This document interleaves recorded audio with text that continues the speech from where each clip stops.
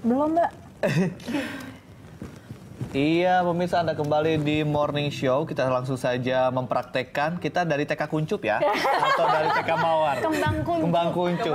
Ini ada beberapa nama, ada Eliza, ada Cakri, ada Ade. Untung nama saya sederhana sehingga gampang ya, Ade ya.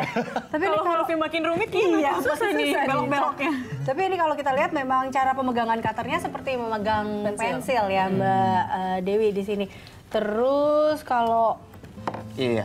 Karena ibaratnya kalau misalnya orang ngelukis dengan kuas, kalau kita lagi menggambar dengan cutter. Oh. Jadi memegang cutternya pun seperti lagi megang pensil. lagi memegang alat tulis seperti itu ya. Oke. Nah, Kenapa kertas, Mbak? Kenapa nggak? Kan banyak juga bahan-bahan lain. Ada orang yang sudah mulai dipakai styrofoam, ada yang dengan melukis dengan api, ada juga kan. Kenapa dengan kertas? Dengan pasir juga ada ya. Dengan pasir juga ada. Kenapa kertas? Kenapa saya pilih kertas? Karena kertas itu barang yang paling sederhana, yang pasti bisa kita temukan di setiap rumah. Jadi disinilah saya ingin membuktikan ke masyarakat kalau dengan barang yang sangat sederhana ini, kita dengan sentuhan kreativitas kita bisa mengolah ini menjadi barang yang bernilai tinggi. Biasanya ketika ada customer datang ke Mbak Dewi minta dibikinkan khusus dengan kertas, itu alasannya apa, Mbak? Mungkin karena saya udah banyak berkarya di sini ya, jadi Unik mereka juga melihat kali ini. karena udah banyak juga yang mesen ini untuk jadikan kado, mungkin dari sana referensi. Jadi akhirnya. ini abis ini lapar yakin, Semuanya berujung lapar. Iya, memang lebih gampang pakai cutter atau pakai gunting sih, Mbak? Saya gemes deh. apa karena cutter ini mungkin jauh akan lebih rapih kali dibanding sama gunting atau seperti apa sih? Karena sebenarnya pas waktu pertama kali saya mencoba paper cutting ini, saya cobanya pakai gunting. Oke. Tapi akhirnya ada bagian-bagian yang tidak terjangkau. Tidak detail. Nggak bisa ngejangkau bagian yang kecil-kecil itu nggak bisa terjangkau dengan gunting. Akhirnya saya selesaikan dengan cutter. Akhirnya sejak karya kedua dan seterusnya semuanya pakai cutter. Oke. Project yang paling rumit yang pernah dikerjakan dan paling besar mungkin dalam sejarah Mbak Dewi dalam menekuni ini apa? Kalau misalnya project saya bagi dua ya. Jadi satu yang paling besar sama satu yang paling penting. Yang paling penting apa? Dan yang paling besar apa? Dan yang paling rumit apa? Yang paling besar dan yang paling rumit itu yang waktu itu saya pernah bikin lukisan perjamuannya Yesus waktu Last Supper. Perjamuan Kudus. Perjamuan Kudus dari lukisan Last Supper. Lalu itu panjangnya sekitar 1 meter. Wow. Iya, itu malah saya pakai detail-detail. Iya, semua detailnya. Jadi mulai dari detail orangnya ada 12 ya, 12 per 1 jadi 13 muka itu. Lalu ada backgroundnya juga. Backgroundnya ada ukir-ukiran dari lukisan aslinya. Itu diselesaikan kurang lebih 3 bulan. 3 bulan? Itu 3 ada bulan. orang yang pesan atau memang Mbak Dewi ingin memecahkan rekor sendiri? Ada yang pesan kebetulan. Kebetulan orangnya juga tantang saya, lu bisa nggak bikin ini? Oh. Nah ini kita dapat tantangan bikin nama sendiri aja. Saya hurufnya ternyata susah, jadi saya huruf yang lurus-lurus aja dulu. Jangan kan yang lurus, saya yang E aja udah kayak nggak asimetris ini ya kan. Nah, ini di depan kita, ini kan yang ya sederhananya ya. Nah, ini di depan kita juga ada satu kayak karyanya Mbak Dewi juga yang wow. Ini karya apa ya nih, Mbak? Ini tulisan Fu. Fu itu ini tulisan Cina ini dibacanya Fu, yang artinya good fortune. Jadi dalam satu paper cutting ini ada 100 huruf Fu yang melambangkan 100 good fortune.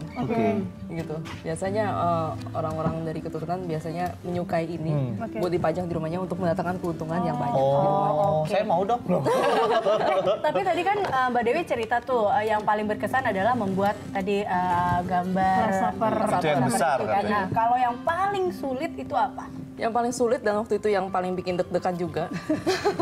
Dia deg-degan kalau itu yang paling kita Karena waktu itu saya dipercaya untuk membuatkan kado kepada Pak SBY. Waktu tahun lalu beliau ulang tahun. Ketika waktu itu juga beliau masih menjabat sebagai presiden kita. Nah ya itu jadi saya buatin harus kado. mirip mukanya. Iya, satu harus mirip, harus bagus juga. Jangan-jangan ntar mukanya mirip Emang beda-beda tipis sama Pak SBY. Lalu beliau kan juga berasal dari Pacitan ya. Jadi saya juga harus memasukkan unsur budaya Pacitan itu. Oke. Nah, tadi Mbak Dewi juga sempat menyebut ada kalau misalnya handmade yang one of a kind. Nah, ini saya tadi ngelirik-ngelirik ada sertifikat. Ini kelengkapan kalau misalnya kita memesan dari Mbak Dewi sendiri untuk karakteristik. Ini apa? Sertifikat seperti apa? Jadi nomor ini, jadi di masing-masing karya ini akan ada nomor uniknya. Oh ini ya, nomor 200 ini. Yang dipotong di masing-masing kertas. Untuk menandakan kalau karya ini dibuat murni dengan tangan, bukan pekerjaan mesin. Oke. Oh. Berarti ini udah dan ini nomor adalah 200 karya yang ke-200 yang Betul. dilakukan yang dibuat oleh Mbak Dewi ya. Yang waktu batik itu. yang putih yang tadi itu Yang adalah ini karya ya? ke-200 betul. Yang ini. Nah ini berarti satu-satunya nih ya? Satu-satunya. Satunya. Oke. Mbak Dewi, Lagi yang mau bikin juga ribet. mau niru-niru juga. Mbak Dewi, bagaimana sih Mbak Dewi melihat masyarakat Indonesia sekarang yaitu menghargai produk handmade, terutama hal-hal yang seperti ini? Sudah melekah atau masih Pengen belum nyari sadar? instan Masih gitu, cari instan, udahlah, prapabrikan mau gitu. ini, cari aja deh, print aja betul. Beli jadi ya gitu ya. Iya, heeh. Saya melihat sih antusiasmenya masyarakat lumayan besar karena selama dalam setahun ini saya sudah mengadakan hampir lebih dari 20 workshop. Oke. Dan murid saya juga udah ratusan di berbagai kota. Termasuk nanti sore juga saya ada kelas lagi juga sebenarnya. Dan Nah, kita ikut nambah, cak- kita juga udah 3 nih, nambah lagi 3 murid. Lanjut ini. Oh berarti kalau yang mau ikutan kelasnya ini membuat paper karakteristik ini bisa gitu ya? Bisa dipelajari juga sebenarnya. Nah ini saya lihat ada sertifikat. Berarti ini seperti apa? Kalau udah lulus ada kelas-kelasnya juga atau seperti apa sih? Ada Ya, jadi beginner atau betul. apa? Jadi nanti di masing-masing kelas saya akan tes dulu masing-masing murid untuk Oh jadi melihat- kalau mau masuk harus tes juga. Tes psikotes. Kira lagi dites. Ini saya banyak nanya supaya saya nggak disuruh lakuin ini, Cak. Terus ayo lanjut Mbak. Jadi akan saya tes dulu untuk melihat apakah murid ini bisa masuk ke level mana. Sinkron nggak tangan sama pikirannya? Iya, benar. Karena keahlian tangan setiap orang tuh berbeda. Jadi memang ada yang dasarnya udah bisa lancar, ada juga yang masih butuh lebih banyak latihan. Kayak gitu. Jadi tergantung dari awalnya dulu ya, dia masuk beginner atau advance atau Betul. seperti itu. Jadi makanya di sertifikat ini juga nanti akan saya cantumkan dia tuh masuk level berapa dari ke berapa. Jadi ada berapa level? Kalau workshop biasanya saya sediakan tergantung barangnya nanti akan dibikin, biasanya antara 4 sampai 5 level. Oh, Oke. 4 sampai 5 level. Sekarang kan Mbak Dewi Oke. udah ngajarin banyak orang. Nah, dulunya Mbak Dewi belajar dari mana? Otodidak atau Otodidak. kah? Apa dari Otodidak tiongkok? langsung sendiri. Enggak, belajar sendiri. Bukan belajar sih, tepatnya sih saya bisa sendiri mungkin karena dulu saya kuliahnya arsitek. Oke. Jadi udah biasa pegang cutter buat motong-motong maket. Oh, oke. Saya juga suka megang-megang Saya cutter buat tantangin Mbak buka Dewi. amplop. Saya tantangin Mbak Dewi deh bikin kayak ginian tapi buat bangunan gitu, konstruksi bangunan, ayo. Saya bikin apa? Itu udah sering. Oh, udah sering, Waktu iya. zamannya dulu kuliah kan kerjanya bikin Tapi dari gituan. kertas begini. Dulu malah paper dari cut. dari karton kan. Oh, saya terlambat deh Dari kartonnya. nantangnya. kalau bikin begini udah biasa. Oke, berarti jadi ada kelasnya dan waktu itu Mbak Dewi sendiri adalah otodidak ya? Betul. Tertarik karena memang bentuknya lucu atau seperti apa sih? Nggak tahu pertama kali waktu ngeliat kayaknya langsung tertarik dan langsung pengen nyoba aja. Oh, oke. Ini apa sih kalau anak kecil boleh nggak sih atau ada batas usianya nggak sih untuk mengikuti kelas-kelas Mengingat ini megang karakter gitu kan. Jadi mulai dari umur 8 selama dia udah bisa lancar nulis sih harusnya udah bisa ya. Oh, karena kan Tentunya dengan didampingin dari awal memang menggunakan cutter atau dari awal pakai gunting dulu deh? Enggak, dari awal memang udah pakai cutter. Kan namanya cutteristik. Oh lanjut ya langsung nggak bisa Cak, kalau gitu kita nggak bisa nih ini dari tadi saya baru seperempat Karena huruf kalian juga banyak, Cakri. Saya cuma 3. Oke. Selain workshop juga saya ada kasih tutorial di website. Jadi mereka bisa lihat tutorialnya di YouTube juga. Di YouTube juga ada? Jadi Oke. untuk gimana sih caranya memotong dengan hasil Baik. yang rapi dan bersih. Oke. Benar. Oke, ada obsesi besar nggak? Ada project besar atau mungkin ada harapan-harapan besar, mimpi-mimpi besar di dunia ini ke depannya? Mimpi besar sih sebenarnya waktu awalnya tuh saya ngimpi gimana caranya supaya semua orang bisa punya karakteristik. Mbak Deo, Ini udah punya. Mbak Deo ini kira-kira tipsnya nih kan kalau saya Cakri dan Ade kalau Mbak Saya bisa. coba saya lihat. Ade, kok putus sih deh? Nah ini tipsnya bagaimana sih supaya rapi? Karena kan walaupun sudah digaris-garis, walaupun sudah dibentuk sedemikian rupa, tapi ternyata tetap aja pada saat kita menggarisnya itu dengan cutter, tetap aja miring gitu kan. Terus belum Bengkok-bengkok. lagi Guratannya nanti- juga susah ya.